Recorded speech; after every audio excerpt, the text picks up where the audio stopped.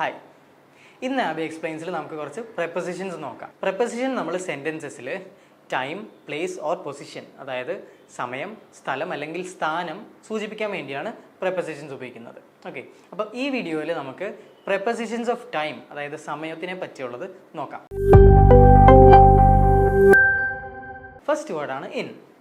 In നമ്മൾ സമയം ജനറലായിട്ട് സൂചിപ്പിക്കുമ്പോഴാണ് ഉപയോഗിക്കാറ്. അതായത് ഇങ്ങനെ 4 മണി 5 മണി ഇങ്ങനെ കൃത്യമായിട്ട് സമയം പറയാണ്ട് നമ്മൾ ഇപ്പം രാവിലെ, വൈകിട്ട്, അല്ലെങ്കിൽ കഴിഞ്ഞു പോയൊരു കൊല്ലത്തെ പറ്റി പറയുമ്പോൾ, അല്ലെങ്കിൽ വരാൻ പോകുന്ന ആഴ്ചകൾ, ഇങ്ങനെയൊക്കെ പറയുമ്പോഴാണ് നമ്മൾ ഇൻ ഉപയോഗിക്കുന്നത്. ഇൻ ഉപയോഗിക്കുന്നത് 5 തരത്തിലായിട്ടാണ്.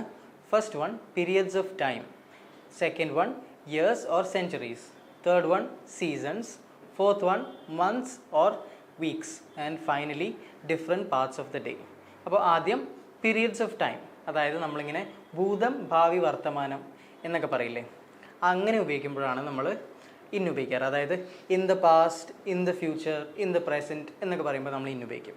2 ഇയേഴ്സ് ഓർ സെഞ്ചുറീസ്, അതായത് നമ്മൾ കൊല്ലങ്ങളോ നൂറ്റാണ്ടുകളോ പറ്റി പറയുമ്പോൾ, അതായത് പെർട്ടിക്കുലർലി ഇൻ 2010 അല്ലെങ്കിൽ ഇൻ 2015 അല്ലെങ്കിൽ ഇൻ ദ 19th സെഞ്ചുറി എന്നൊക്കെ പറയുമ്പോൾ നമ്മൾ ഇൻ ഉപയോഗിക്കും.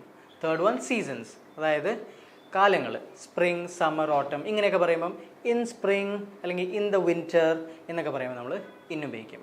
4 മന്ത്സ് ഓർ വീക്സ്, മാസങ്ങളുടെ പേര് പറയുമ്പോൾ, അതായത് ജാനുവരി, ഫെബ്രുവരി, മാർച്ച് എന്നൊക്കെ പറയുമ്പോൾ നമ്മൾ ഇൻ ജാനുവരി, അപ്പോൾ ആ മാസത്തിലെ ജനറലായിട്ട് പറയുകയാണ് in January or in June, in December ഇങ്ങനെ പറയുമ്പോൾ.